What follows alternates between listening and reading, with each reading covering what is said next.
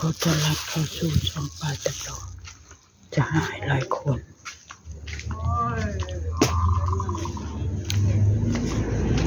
โอ้มักชมพูมักชมพูเป็นทุกระยะมันจะเป็นหนอน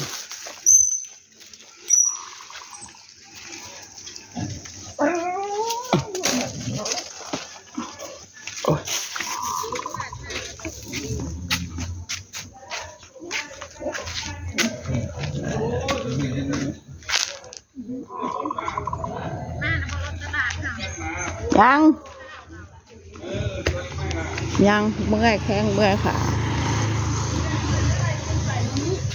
พี่ลอตเตอรี่พี่บ้าเงินแม่มึงนุ่งกระเด็นจ่าราคาให้จ่าราคามาเจ้า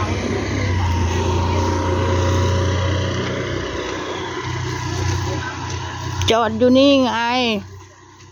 ไอ้เม็ดโต้ย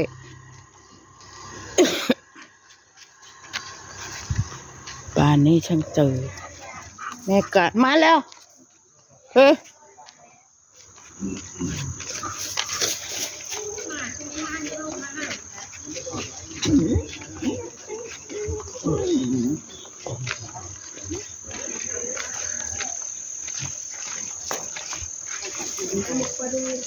ตัวนี้ไข่ปลาปิ้งลงลาบไปดูคนอยู่เผ็ดมุดชื่อยัง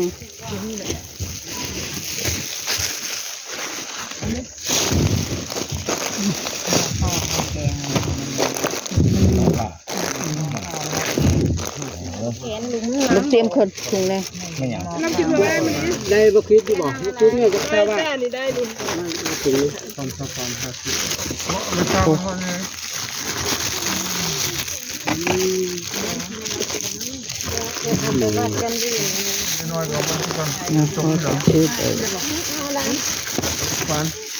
โย่มันมู่ลายกันมู่ผู้นี้ก็ต่อไปอีกผู้นี้ก็ต่อไปอีกแล้วจะเหวเอาอยู่ฮะเลยปะต้อยจะดูในเอาได้สิ่งดีแห้ง3,000 โล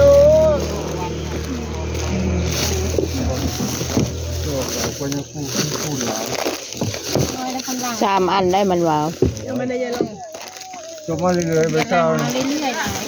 ต้องการปลาต้อยปลาต้มโกคนนี้น่ะจ้าปลาต้มโกนี่เนาะเอาเครื่องน้ำเดือดได้บ่ให้ถือเอาเลยเดี๋ยวใส่ถุงให้นะคะจ้าเอาลงมาเดี๋ยวใส่ถุงให้คนหล่อก่อนมาดูแลปลาเทียมปลาเทียมจ้าปลาเทียมอะไรหนูเอานี่90 บาทจ้าคือฝันดีคือถือดีถือเบื่ออยู่ดาวฝันเนาะพันมีให้ในปะเจ้าจานนี้มันไปหาแล้วบอกมันนี่เป็น100 นึงพอดีจานนั้นพอมีมันใจกระเบาอยู่วันนี้มันใจก็เป็นเท่าไหร่100 นึงเอาหนูดาวตะกัมเหรอนี่เลยถุงนั้นเลย100 ดาว100 บาทเอาแกนเอาอะไรมาคะเอาดาวฝากหน่อยขอบคุณค่ะให้ได้บุญน้ำเดียวปะลองนี่ดาวดีใบบ่ได้หากินได้ไปจับหญ้าแล้วเมื่อยนี่ปะต้อยจะลำนะเลยตัดสีข้าวก็เจียวปลาทูได้ไปปนบัด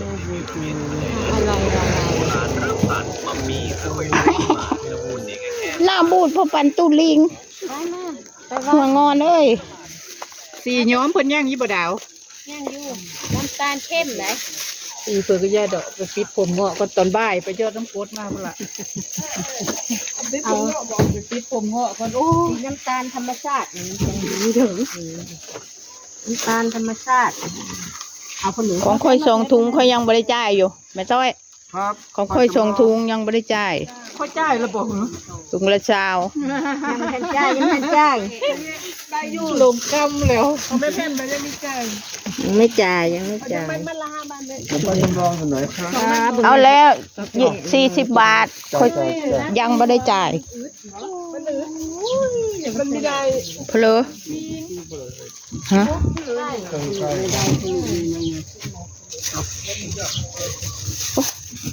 ผักนี่ก็คือบงามกระโดด ในตอนมกเลยไข่ยุขยับไปบันจัดมกไข่ปลาคนมกปลาดุกไข่สุกโตก็จะได้บ่ชีถังกันนี่ทัด2 ไม้ปลาดุกอันนั้นน่ะมกไข่ปลาสุกมกจังว่าเนี่ยนะแต่ห้ามส่งเธอผู้ได้พอบุญเลยเอาน้องจะได้เลยน้องเราเอาคนโอ้เรากรีดตลอดเวลาฝนตกก็ไปกรีดเอาฝนตกแล้วก็แล้วก็ไปตกแม่มันเจ้าน่ะจ่ายแล้วกะลำน่ะอันนี้จ่ายแล้วกะลำตัวเด็กค่อยก่อนกะลำน่ะ เพลออันนี้ ไข่โอ้ไข่ต้มอ่ะแม่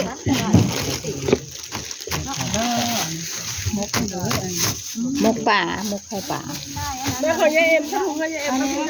เอาจำนวนเหรียญเพื่ออันสั่งไรนี่ขยะก็เป็นว่าเป็นนั้นคุณนนท์บอกคุณนนท์แล้ว ป้าเอาเงินเหรียญให้พร้อมอีกไหนเขาเลิกก็โทษเขาเนี่ยก็เอาไปเถอะขยะนั่นเหรียญก็จะเละยุ่หลายถ้าได้เงินเหรียญยุ่เพิ่นนะไปเละสิเลยน้องมาค่อยๆเนี่ยเงินเหรียญใหญ่นะเจ้าจะได้เหรียญเจ้าจะได้ จะไปเผื่อวันอย่างเจ้างามแล้วบอก จักทำเหรียญ5 เหรียญ10ทำเหรียญบาท จะไปเพื่อซะคือมือนี่ โอ้3-4 พัน คือบ่เห็นขึ้นไปเล่นพุ่น ก็เมื่อวานเลยก็เงินไปอยู่เด้ มีเห็นคอยเชียร์หญ้าเบิดมือเจ้าเห็นคอยอยู่บ่ แล้วก็ยังโผล่มาแม่ส่งเหรียญ10ไปเฮออีละว่าฮอดตอนอยู่โรงเรียนเนาะค่อยว่าตอนโรงเรียนก็หาโทรไปเฮอลูก อันนี้นี่ มีเงินเสียเจ้าหัวอันนี้ได้เลยลูกจอยแต่อันนี้ จะเอามาเอาสัก500เอา เอาเรียนบาทอ่ะ เดี๋ยวเดี๋ยวไงมันจะนำง่าย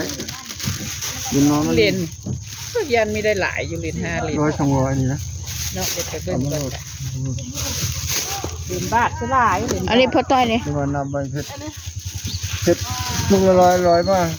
จะวางนะของคุณจำลอง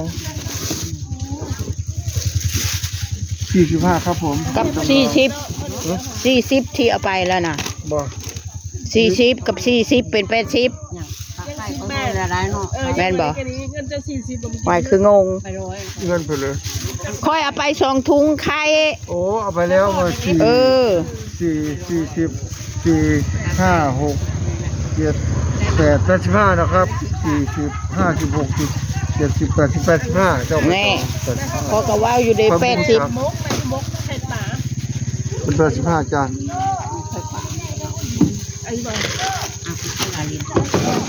เกินบัญชีเดียวมาหน่อยไม่จ้อย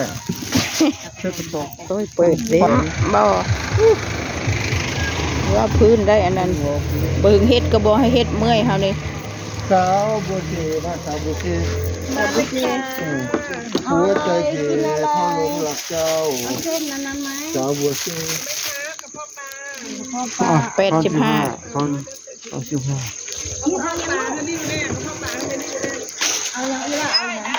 ติ๊กติ๊กติ๊กติ๊กติ๊กเอ้ยเบอร์11มักโด สาวบัวเจกินตัวนี้ ติ๊กติ๊กโดเดโดเด ไปหาต้อยหันต้อยนี้ ต้อยรถมันขี่บ่ได้น่ะไปซื้อของนะ มาขี่รถดินซ้ำได้ใช้เขา ทำได้กูพายไม้หม้อได้อีนี่เถอะ มีไม้ดอกดังทาน บอก เป็นดักแก๊สนะมันไอ เรียบร้อยแล้ว สอนหลายหน่วยแล้วแก๊สดักแก๊สมีค่อยมีปะเนาะเอาสุกจังเข้ามา บ่มาทำแม่นึ่งข้าวปะหวดข้าวบ่ลูกบอก มาเลยว่าเอง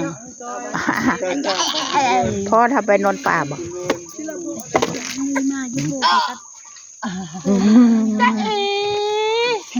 ดอกแต่ลานค่ะลานเพื่อนบ่มาโดดเลย